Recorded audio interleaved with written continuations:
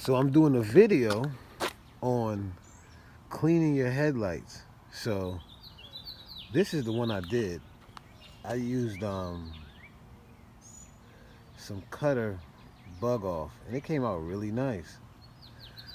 This is the one I didn't do and they were identical. And look at the difference. It's like night and day. No pun intended. Look at that. Came out really well. And so I used this stuff here. Cutter backwoods. Repels mosquitoes. This is some really good bug off. It came out really well. Let me try to do the other one. So you just need like a rag, like a little microfiber rag or a sock or something, just like with a clean surface, and then you just wipe away. So you spray a little, not too much. You just need to put a little bit on there, and then you can just wipe it away. Look at that.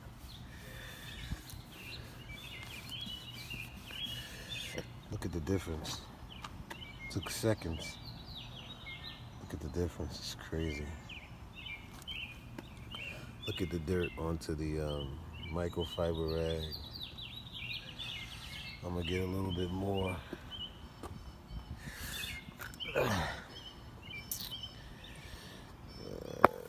You just need to spray a little.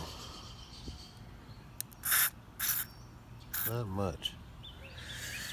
Too much, you'll smear it. You just wipe away. Nice little cheap fix. Some cars it doesn't work as good because they've already been cleaned before, or the way it's set up, like with the dirt or the like the lens, how it melts into the lens, or if it gets inside the lens. But these ones came out excellent, and